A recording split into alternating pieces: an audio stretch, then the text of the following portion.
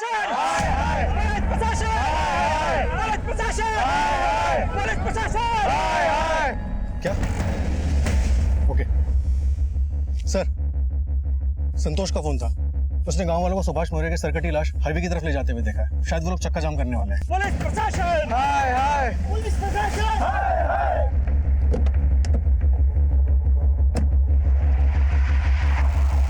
Police प्रशासन, हाय हाय, police प्रशासन, हाय हाय, police प्रशासन, हाय हाय, पुलिस प्रशासन, हाय हाय, पुलिस प्रशासन, हाय हाय, पुलिस प्रशासन, हाय हाय, पुलिस प्रशासन, हाय हाय। रुक जाइए, पुलिस प्रशासन, हाय हाय, रुक जाइए। जब तक सुभाष का कटा हुआ सर नहीं मिल जाता और उनके कातिलों का पता नहीं चल जाता, अब हाईवे को जाम कर रखेंगे। चलो बढ़ो आगे।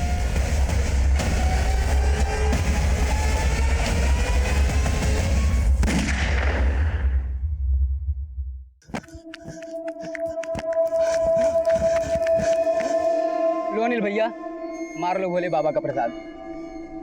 अनिल भैया, वो हमारी साइकिल तो आ जाएगी ना? वो बाबूजी पूछ रहे थे, आपके भरोसे उस सरकारी स्कीम में इतना पैसा लगाया है ना। अनिल भैया गजब हो गया। इतना हाफ क्यों रहे हो? वो सुखाराम की बैल पीछे पड़ गई है क्या? बैल नहीं, पूरा गांव पीछे पड़ा है। वो सरकारी स्कीम वाले लल्लन और बच्ची पांडे दिल्ली की ठगी निकले। वो सिलाई मशीन, ट्रैक्टर, वो सब झूठा था। सारे पैसे लेके भाग गए। अरे कब से देगा तू अनिल? पहले पूरे घर का पैसा डुबोया, अब पूरे गांव वालों को डुबो दिया। अरे खोपड़ी में दिमाग है, उसको चिल्ला मार के फूंक दिया तूने। हम अपने भाई के बेवकूफी के लिए आप सबसे माफी मांगते हैं। गलती तुम्हारी नहीं, तुम्हारे भाई की है। इस काम के सभी लोग तुम्हें बहुत मानते हैं, जिसकी वजह से पंचों ने पुलिस को नहीं बुलाया। पर तुम्हारे भाई की वजह से जिन लोगों के पैसे डूबे हैं वो तो लौटाने ही पड़ेंगे। तुम्हें 1 साल का वक्त दिया जाता है ताकि तुम पर अधिक दबाव ना पड़े।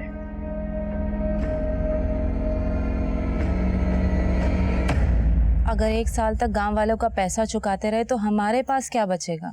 ये बात अपने लाडले देवर से पूछो। अरे मैं कहता हूँ ये झंझटों में पड़ने की क्या जरूरत थी?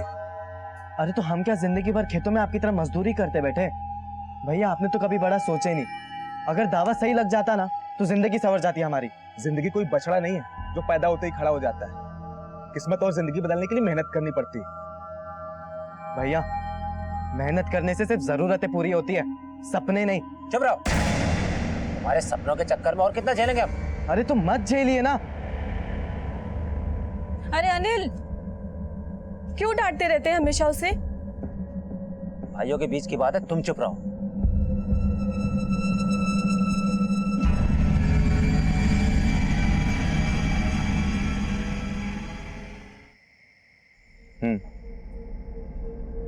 चलो बाद में बात करते हैं। अनिल, हाँ भैया चले? हाँ चले। चला जा।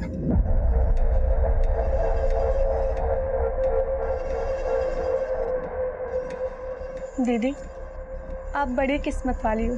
सुभाष भैया कितना ख्याल रखते हैं आपका। प्रकाश की याद आ रही है? फिक्र मत कर, शहर गया है बॉर्डर पर नहीं, कुछ ही घंटों में आ जाएगा। उनके लौट के आने से भी क्या होगा दीदी? वो पास होते तब भी यही लगता है कि कहीं और है वो। उदास क्यों होती है? देखिए सब ठीक हो जाएगा। इन्होंने प्रकाश से बात की है।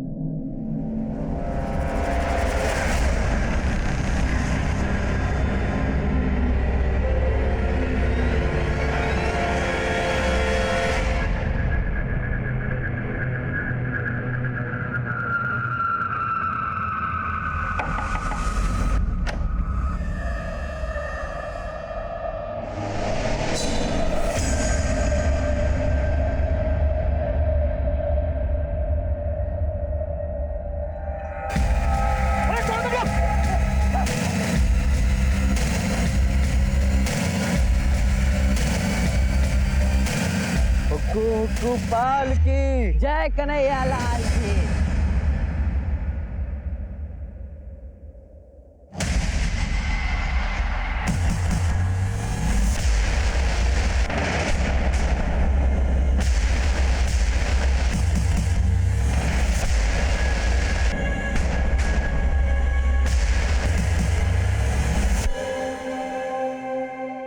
साला तुम में से कोई चिल्लाया ना गोली मार दूंगा। चुप।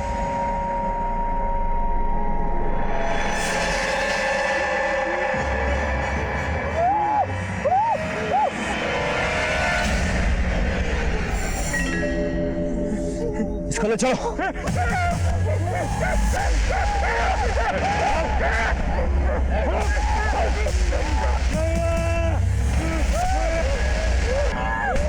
अगर कोई हिला तो गोली मार दूंगा। चुप।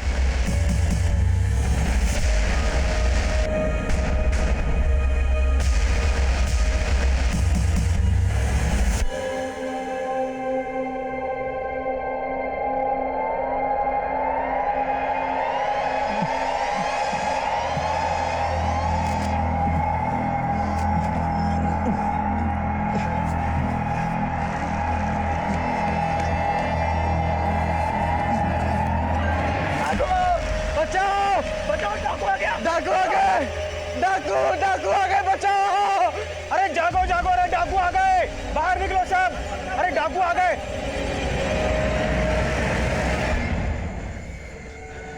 अरे तू उन्हें अकेले कैसे छोड़कर आ गया? कौन थे वो लोग, कहाँ लेके गए इन्हें? अभी हमें कुछ भी नहीं पता। वो बहुत खतरनाक लोग हैं। उनके चेहरे पर कपड़ा था और उनके पास बड़ी बड़ी बंदूकें भी है। ऐसा करते हैं, हम सभी मिलकर चलते हैं। आप सभी अपने अपने लाठियां लीजिए और मेरे साथ चलिए, और तुम तीनों चलो जगह दिखाने को। चलो चलो जल्दी चलो चलो। हे भगवान।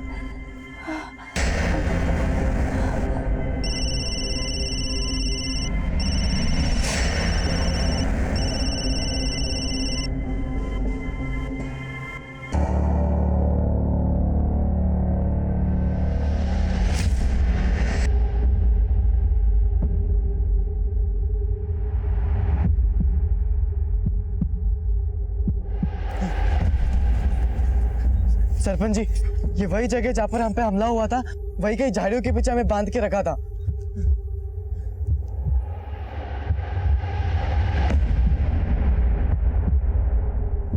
सभी लोग दूर दूर फैल जाइए और जल्दी से सुभाष को ढूंढिए, आसपास के सारे खेतों में, जल्दी। सुभाष! सुभाष भैया! सुभाष! सुभाष!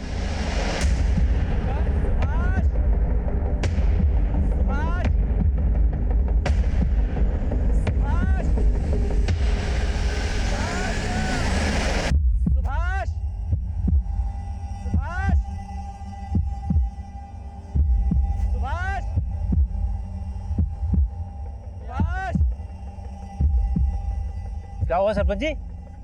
डाकू आए थे, अनिल, पीयूष और धर्मपाल को बुरी तरह से पीटा और शायद वो सुभाष को अपने साथ ले गए। वो कहीं मिल ही नहीं रहा है। क्या? सुभाष! सुभाष भैया! सुभाष! सुभाष भैया! सुभाष! सुभाष भैया! सुभाष! सुभाष! सुभाष!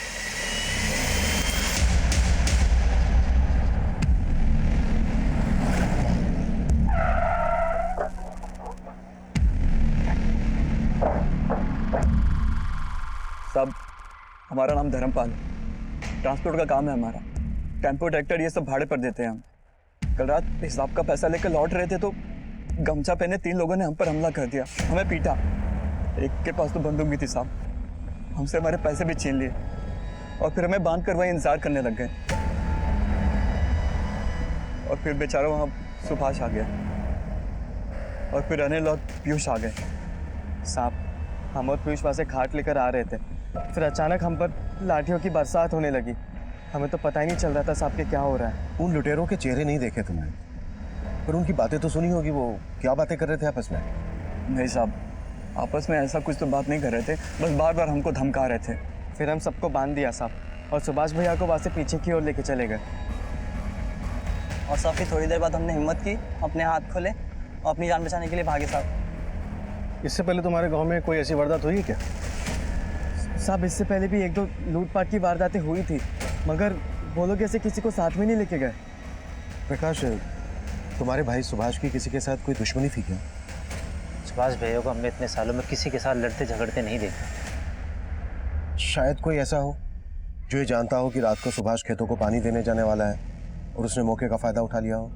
साहब आमतौर पर खेत में रात को पानी देने मैं जाता हूँ। कल मैंने भैया से कहा कि इस बार मंडी मैं जाऊँगा। हमें नहीं पता था कि भैया के साथ ये सब हो जाएगा। ये सब हमारे कारण हुआ। अनिल, पीयूष और धर्मपाल तीनों के बयान बिल्कुल एक जैसे हैं। लग तो यही रहा है कि मामला लूट का है, पर एक बात समझ में नहीं आ रही है। अगर ये मामला सिर्फ लूट का है तो फिर वो लोग सुभाष को अपने साथ क्यों ले गए? सर पूरा खेत और आसपास के जंगलों में शांत है।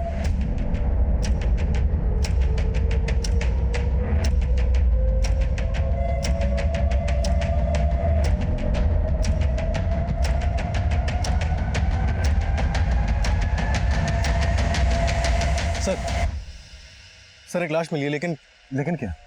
लेकिन उसका सर गायब है। व्हाट?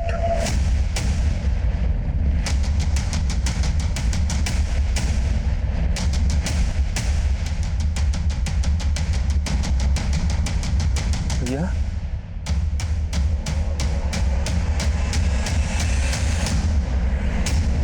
श्रीवास्तव, सिर भी यहीं कहीं आसपास होगा, ढूंढो।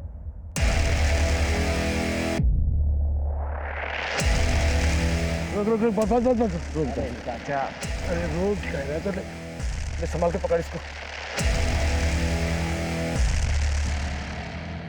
इस आदमी ने परेशान करके रख दिया यार। अरे चाचा यार, तू अपना इलाज क्यों नहीं करवाता? पौनी पीता कम है, निकालता ज्यादा है। अब जल्दी कर, वो उल्टी खोपड़ी गिरा देगा। हाँ चाचा, बैठो जल्दी यार, बैठो बैठे। हाँ चले।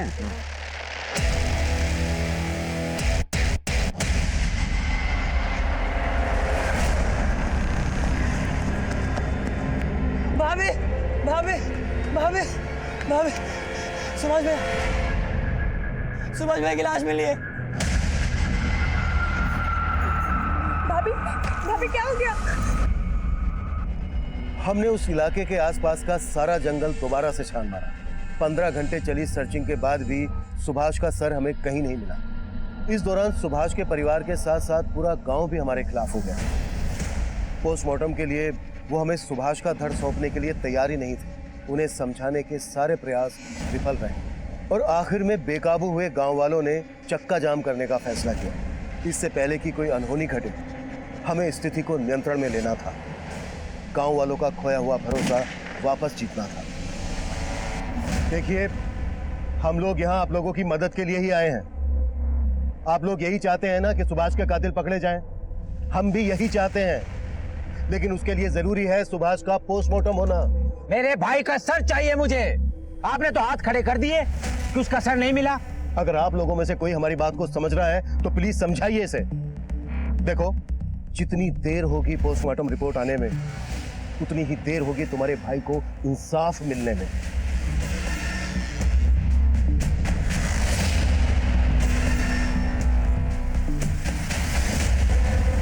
पूरा जंगल दोबारा से स्कैन किया। अगर किसी जानवर ने खाया होता तो अब तक मिल जाता। पूरे चांसेस हैं कि लुटेरे सुभाष का सर अपने साथ ले गए होंगे। लेकिन क्यों?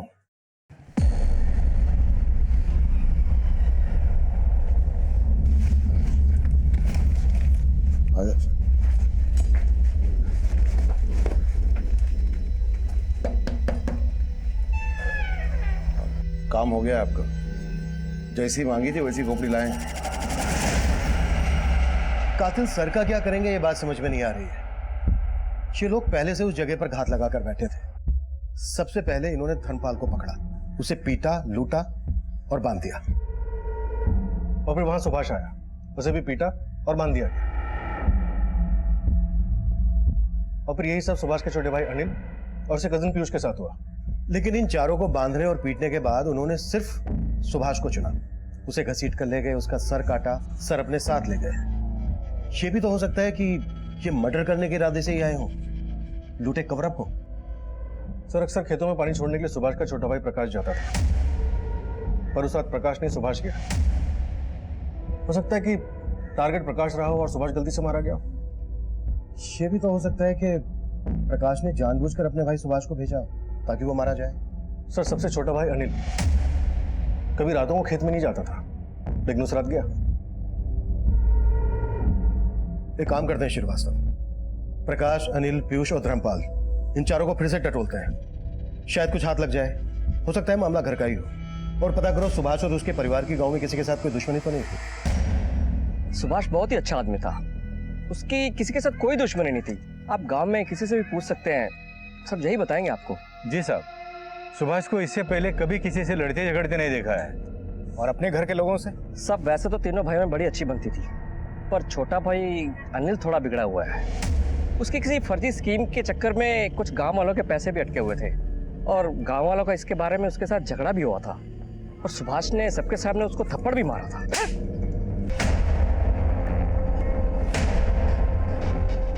वो दिन क्यों चुना? कैसा सवाल है साहब? बहुत ही सीधा सा सवाल है प्रकाश। रोज खेतों को पानी देने तुम जाते थे और तुम्हारा भाई सुभाष मंडी, लेकिन उस दिन उल्टा हुआ और तुम्हारा भाई मारा गया। पर मुझे मालूम होता उस दिन वहां कुछ ऐसा होने वाला है, मैं खुद जाता, भैया को कभी नहीं जाने देता।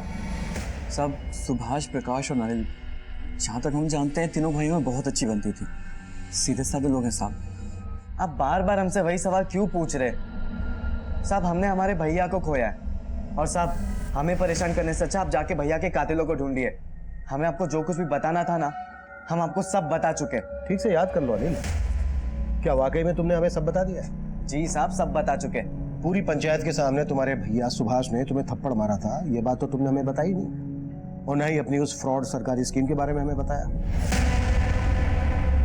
साहब, अनिल ने जानबूझ के फर्जी स्कीम सबको नहीं बेची थी साहब, और सब धोखा तो हमारे साथ भी तो हुआ ना साहब। लेकिन सुभाष ने इसके लिए अनिल को जिम्मेदार ठहराया था, उसकी बेइज्जती की थी सबके सामने, इसलिए अनिल ने और तुमने मिलकर सुभाष को ही कहीं। ये क्या बोल रहे साहब आप? ना मैं ऐसा कर सकता हूँ ना अनिल। तो क्या प्रकाश ऐसा कर सकता है? आप पागल हो गए? हमारे लिए और प्रकाश भैया के लिए सुभाष भैया पिता समान थे। साहब कुछ भी बोले जा रहे हो आप। गुस्से की धार अक्सर रिश्तों की डोर काट देती है। जब सुभाष ने सबके सामने तुम्हें थप्पड़ मारा था, गुस्सा तो आया होगा तुम्हें। तीनों भाइयों का रिश्ता इतना कच्चा नहीं था साहब। लेकिन ये बात एकदम पक्की है कि किसी ने तगड़ी दुश्मनी निकाली तुम्हारे भाई से, वरना कोई उसका सर काट के क्यों ले जाता? अगर दुश्मन घर के भीतर का नहीं है तो फिर कौन हो सकता है? हम नहीं जानते। पता नहीं साहब।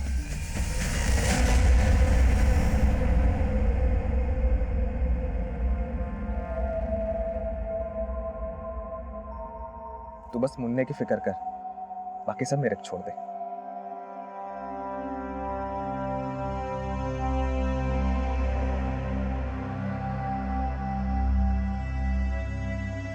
दीदी, मुझे कुछ ठीक नहीं लग रहा है। प्रकाश कभी मंडी नहीं जाते थे, लेकिन उस दिन गए। उस रात जब ये सब हुआ तो हमने उन्हें फोन भी किया था, उन्होंने फोन काट दिया और फिर बंद कर लिया।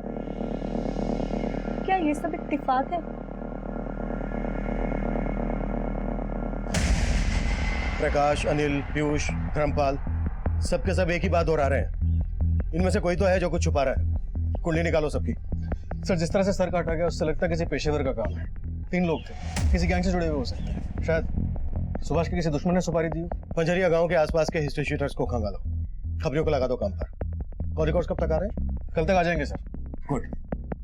मर्डर का मोटिव पता करना होगा, सुभाष को क्यों मरवाया गया और उसके सर के साथ क्या किया गया।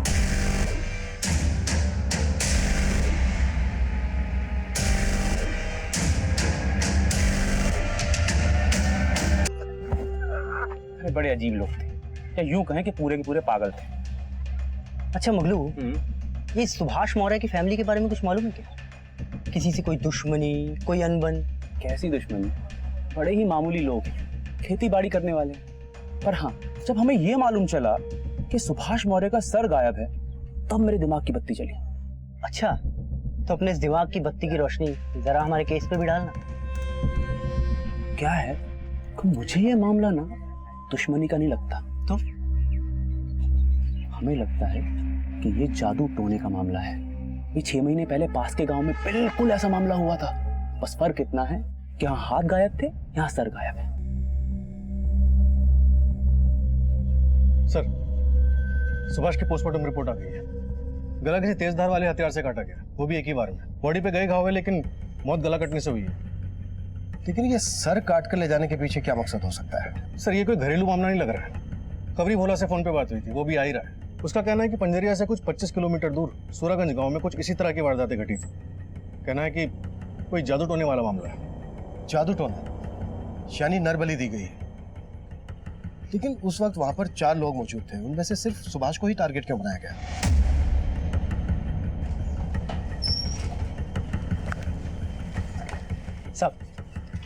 सब एक काम की खबर लाया।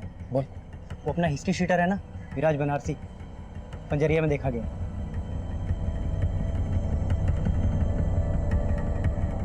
मिराज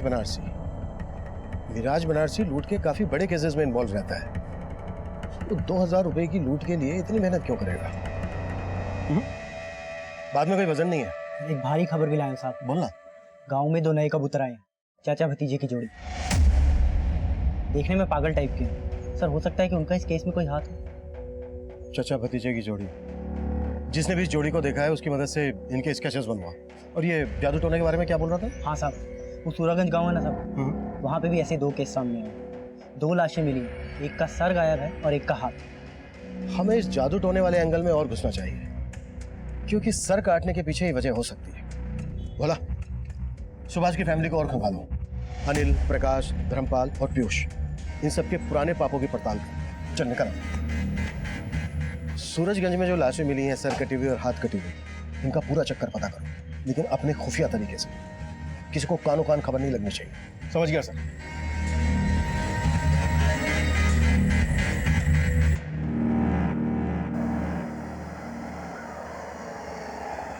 नाम तो हमारा इंद्रजीत है, लेकिन जिंदगी से हारे हुए। राहु केतु किस्मत पे ऐसा डेरा डाल के बैठे हैं कि पूछो नहीं। बहुत उम्मीद लगा के तुम्हारे इस गांव में आए हैं भैया। सुना है कोई जादू टोने वाले बाबा रहते हैं आप में? बाबू सही जगह आए, आओ मेरे साथ। यहाँ एक बाबा सुल्तानपुरी रहते हैं जो रूहानी ताकतों को बस में करना जानते हैं। ऐसा कोई मर्ज नहीं जिसका इलाज ना हो उनके पास में। बोलो तो मैं मीटिंग करा दूं, मगर तुमको मुझे 1000 रुपए देने होंगे। भैया जितना पैसा बोलोगे दे दूंगा, लेकिन मेरा काम जरा पेचीदा है। कर पाएंगे तुम्हारे बाबा? ऐसा कोई काम नहीं जो बाबा के लिए मुश्किल हो। इधर आओ। मुझे नरबली देनी है। नरबली? हाँ, उसी से मेरा बेड़ा पार होगा। कर पाएंगे तुम्हारे बाबा? हो तो जाएगा, मगर थोड़ा पैसा ज्यादा लगेगा। अरे भैया जय हो सुल्तानपुरी बाबा के लिए, चलो मुझे वहां पे। चलो जल्दी चलो। तुम्हारी बिगड़ी बन जाएगी। 2 लाख रुपए लेके आओ और अपनी सभी समस्याओं से छुटकारा पाओ। 2 लाख? ठीक है बाबा, मैं अभी जुगाड़ करके लेकर आता हूँ।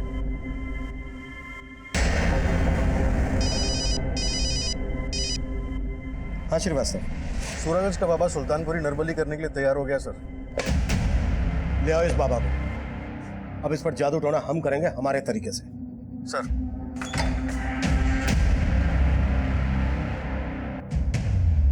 एक और हम जादू टोना और नरबली के एंगल में आगे बढ़ रहे थे, और दूसरी तरफ बाबा सुल्तानपुरी का यूं भाग जाना हमारे शक को और पुख्ता कर रहा था। हम हर उस दरवाजे पर दस्तक दे रहे थे जो इस केस का रास्ता खोल सकता था।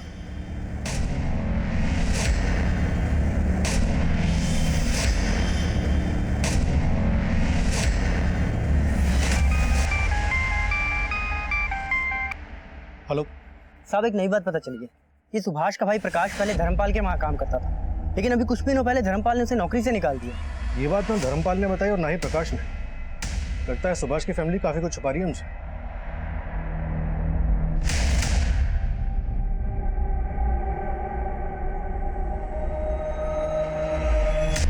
प्रकाश धर्मपाल के लिए काम करता था, ये बात दोनों ने छुपाई हमसे। सर मैंने धर्मपाल के कॉल रिकॉर्ड्स भी स्कैन किए। पिछले 1 महीने में उसके एक नंबर से 2-3 बार लंबी बातें हुई हैं। फिलहाल ये नंबर स्विच ऑफ है और किसी फेक आईडी पे लिया गया। जाहिर है किसी गलत काम के लिए लिया गया होगा। धर्मपाल को भी बुलाओ, प्रकाश को भी बुलाओ। नहीं साहब, हम नहीं जानते इन्हें। यही पूछने बुलाया था क्या साहब आपने? नहीं, कुछ और भी पूछना था। सुभाष का छोटा भाई प्रकाश तुम्हारे यहाँ काम करता था, ये बात तुमने हमसे क्यों छुपाई? साहब इसमें छुपाने वाली क्या बात है? वो काम में अच्छा नहीं था, हमने उसे निकाल दिया, तो फिर इसमें कौन सी बड़ी बात हो गई? साहब आप भी कहाँ से कहाँ कनेक्शन ढूंढने में लगे हैं। अरे हाँ, कनेक्शन से याद आया, एक नंबर है, इस नंबर से पिछले महीने तुम्हें 3 बार कॉल आया था। ये नंबर किसी राजवीर चतुर्वेदी के फेक आईडी पर रजिस्टर्ड है। कौन है बंदा? सब कैसे याद रहेगा, आप ही बताइए। रोज न जाने कितने फोन आते हैं ये टेम्पो ट्रैक्टर का किराया जानने के लिए, उन्हीं में से किसी से बात हुई होगी हमारी। बाकी इस वक्त ऐसा कुछ याद नहीं आ रहा। याद आ जाता तो अच्छा होता, क्योंकि अगर तुम्हें याद आने से पहले हमने पता लगा लिया ना तो बहुत दिक्कत हो जाएगी तुम्हारे लिए।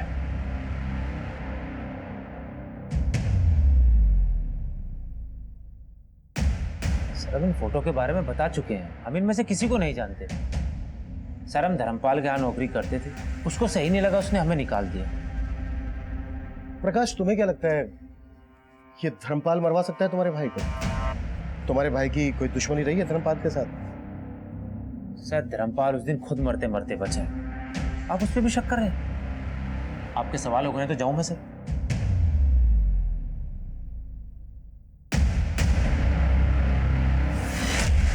सच बोल रहा हूँ भाई, सुभाष ने प्रकाश की शादी उसे बिना पूछे तय कर दी थी।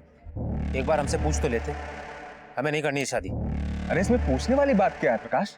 हमारे बाबूजी ने हमसे पूछ के शादी की थी हमारी। अब देख हमने जुबान दे दी तो हमारी जुबान की कोई कीमत नहीं है क्या? शादी तेरी सुमन से ही होगी, बस बोल दिए हम। हाँ सच है कि हम सुमन से शादी नहीं करना चाहते, नाराज थे भैया से। इसका मतलब ये तो नहीं कि हम अपने भैया को मार दें। अगर हमें मारना ही होता ना तो हम अपनी बीवी को नहीं मार देते। मतलब मारने के बारे में तुमने सोचा जरूर? हम तो ये सोच रहे हैं साहब, आपके गोल गोल घुमाने में दिलचस्पी है, हमारे भैया के कातिलों को ढूंढने में नहीं। हमें शादी के खिलाफ थे, लेकिन हम अपने भैया के फैसलों की इज्जत करते थे। सुमन के साथ शादी करके खुश हो तुम? जी नहीं, काट रहे हैं, बिना किसी शिकायत के काट रहे हैं।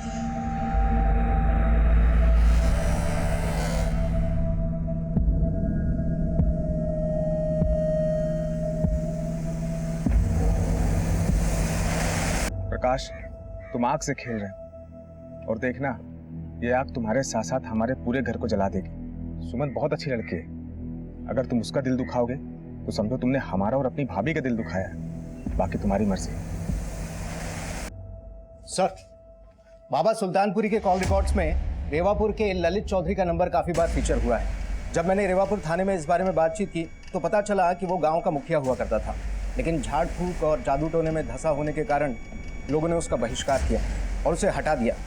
और सर, इस ललित चौधरी की केस हिस्ट्री भी काफ़ी काली रही है और ये भी पता चला है कि कुछ दिन पहले बाबा सुल्तानपुरी ललित चौधरी से मिलने के लिए रेवापुर गांव गया था। ये मुखिया इस केस की मुख्य कड़ी बन सकता है। उठा लो इस ललित चौधरी को। सर। कौन सुभाष और ये कौन बाबा सुल्तानपुरी?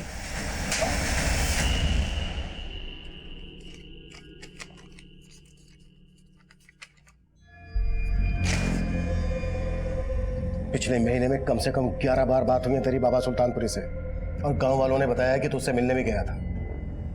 अब जल्दी से बाबा का ठिकाना बता दे हमें, नहीं तो तुझे ठिकाने लगा दूंगा। अरे साहब, गांव वालों को तो पता नहीं किसी जन्म का बैर है मुझसे।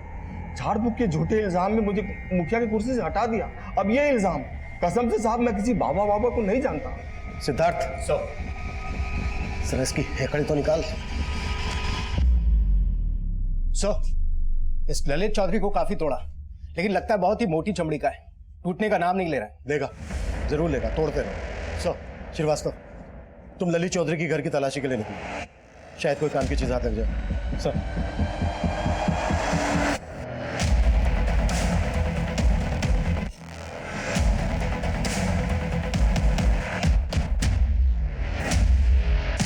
आपने बिल्कुल सही सुना है साहब, ये ललित चौधरी झाड़ फूक में बहुत माहिर है। कई बाबाओं से ताल्लुक है इसके, और कई बार तो रात में अपने खेत में जाके पता नहीं कौन सी काली विद्याएं आजमाता है। ये ललित चौधरी का खेत कहाँ पर है?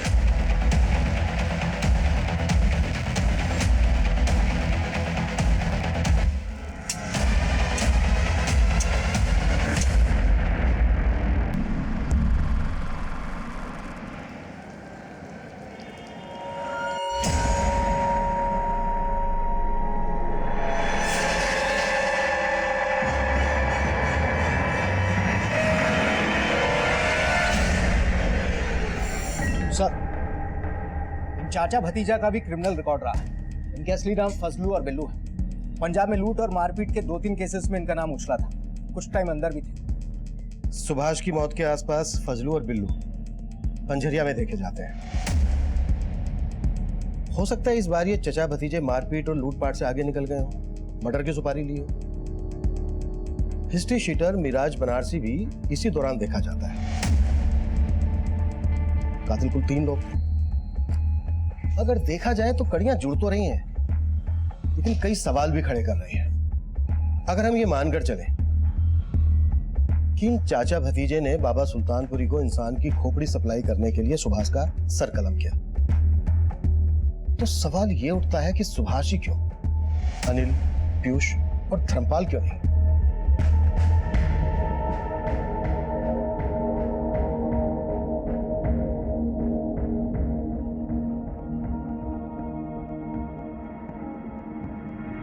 तेरी जिंदगी पर शैतानी रूहों का साया है और इन शैतानी रूहों से लड़ना इतना आसान नहीं है। तेरे हाथ की लकीरों को बदलने के लिए मुझे एक नया हाथ चाहिए। तुझे किसी आदमी का दायां हाथ काट कर लाना होगा। बाबा, आपका दायां हाथ काट दूं चलेगा? जनाब, आप मुझ पर बेवजह शक कर रहे हैं। बेवजह शक कर रहे हैं? चल भाग। अब मेरे पास एक खोपड़ी आई जरूर थी, लेकिन वो खंडित थी, इसलिए मैंने उसे वापस कर दी। अब वो खोपड़ी किस आदमी की थी ये मुझे नहीं पता। अब मैं किसी सुभाष को नहीं जानता ना, मैं इसमें से किसी को नहीं जानता। जनाब, मैं गुनहगार नहीं हूं। रूहानी ताकतों का इस्तेमाल मैं लोगों की परेशानियां दूर करने के लिए करता हूं, बस।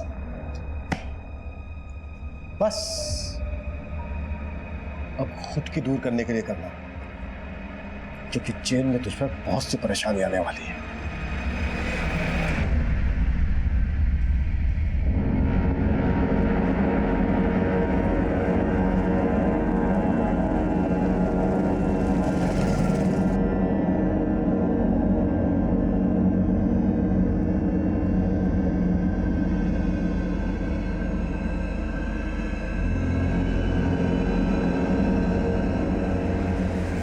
बाबा, हमने आपको अच्छी ताजी खोपड़ी लाकर दी, हमारा पैसा नहीं मिला है अभी तक। अब हमारी खोपड़ी खराब हो रही है। आपको पता है हम कब से अंडरग्राउंड है। ए लड़के, आवाज नीचे। ओ बाबा जी, अरे भतीजे को धमकाना मत। हमारा पैसा दे दो, हम चले जाएंगे। पैसा अभी नहीं मिल सकता। नई खोपड़ी ले आओ, दुगना मिल सकता। क्या सोच रहे हो चाचा? उड़ा दो अपने भतीजे की खाली खोपड़ी और परोस दो इस बाबा को। अरे बात तो सुनिए साहब, ये सुनिए बात। अरे लेकिन ये वो हमने क्या आए थे भाई? हमारे हाथ सिर्फ वो चाचा भतीजा ही नहीं, बल्कि बाबा सुल्तानपुरी भी लगा। तीनों एक ही जगह पर एक ही साथ धर लिए गए।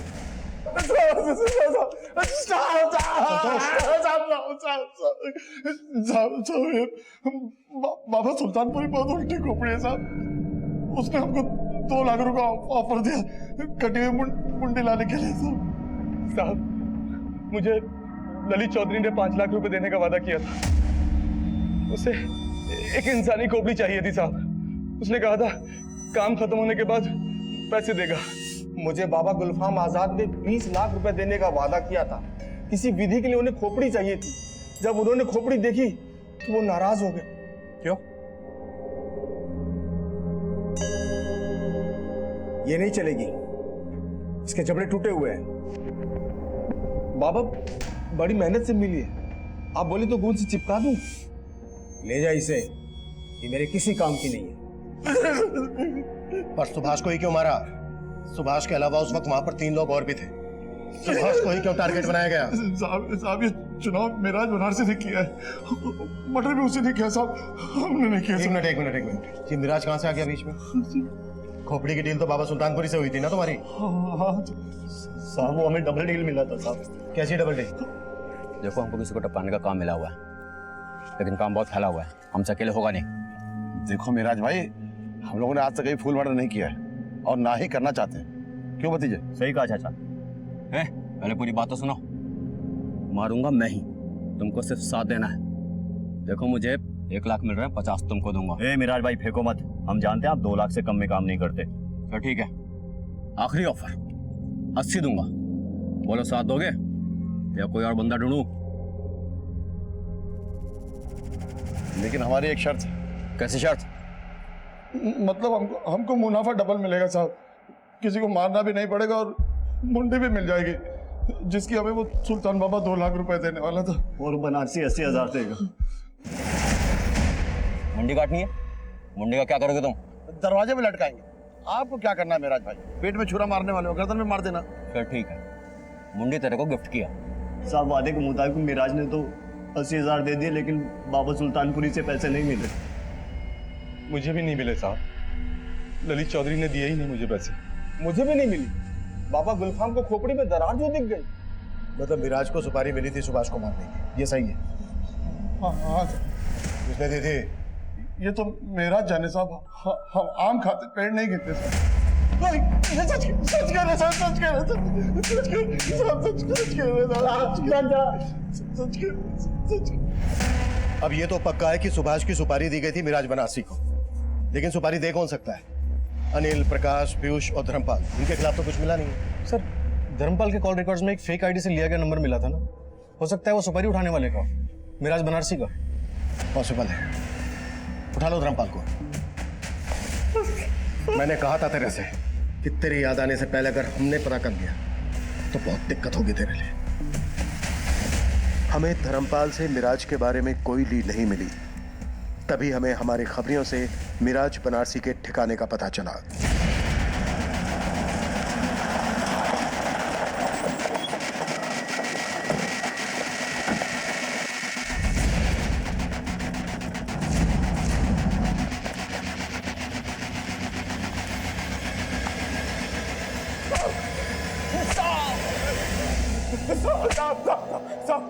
साहब और मत मारना साहब। चल हो जा शुरू। सुभाष को मारने की सुपारी मुझे धर्मपाल ने दी थी साहब। उस रात को जो वो सब प्लान के मुताबिक हुआ, ताकि धर्मपाल पे किसी को शक न जाए साहब। लेकिन एक गड़बड़ हो गई जो हमने सोची भी नहीं थी।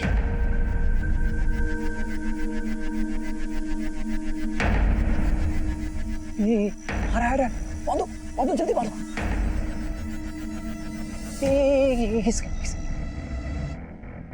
अरे ये तो सुभाष है यार, उसका बड़ा भाई। क्या करें? तुमको जो खोपड़ी चाहिए किसकी भी चलेगी। तो अपने भतीजे के काट कर जा। भाई भाई का बदला भाई से लेंगे, मार दो इसे। हम जानते थे कि बड़े भाई सुभाष ने पूरी फैमिली को जोड़कर संभाल कर रखा हुआ है। हमें लगा कि अगर सुभाष ही मर जाएगा तो उसका पूरे परिवार ही बिखर जाएगा, और यही सजा होगी उसके किए की। किसकी बात कर रहा है? प्रकाश की, अनिल की? प्रकाश की। एक वक्त था साहब जब प्रकाश हमारे लिए काम किया करता था। हम उस पर पूरा भरोसा करते थे। घर से कुछ भी लाना ले जाना हो तो उसको ही भेजा करते थे, लेकिन उसी ने हमारे घर पर डाका डाल दिया। लीजिए भाभी, हो गया आपका टीवी ठीक। कल ही तो ठीक किया था, बार बार बिगड़ क्यों जाता है? नहीं समझे? देखो हमारी आंखों में सुंदर नहीं है क्या हम? अच्छा, हमें ये बात पता चली तो हमने उसे काम से ही निकाल दिया। हमारी जिंदगी दुश्वार हो गई। शर्म नहीं आती तुम्हें? मालकिन होकर हमारे मुलाजिम के साथ। अब तुमसे तो कुछ होता नहीं है। मीनाक्षी, खबरदार ऐसी हरकत की तो हाथ तोड़ देंगे। प्रकाश इस घर में आता है, आता था और आता रहेगा, समझे? मीनाक्षी तो बेशरम, लेकिन प्रकाश को तो समझना चाहिए था। वो अपनी बीवी को धोखा दे रहा था। मेरा और उसका दोनों का घर उजाड़ रहा था वो। अब हमने उसको समझाने की बहुत कोशिश की, लेकिन वो फिर भी हमारे घर पर आता रहा। तो हमने तय कर लिया कि प्रकाश को हमारी बेइज्जती की कीमत चुकानी पड़ेगी। हमने मिराज बनारसी को उसको सुपारी दी, और प्रकाश की किस्मत, उस रात उसकी जगह उसका भाई सुभाष आ गया। लेकिन अच्छा ही हुआ साहब,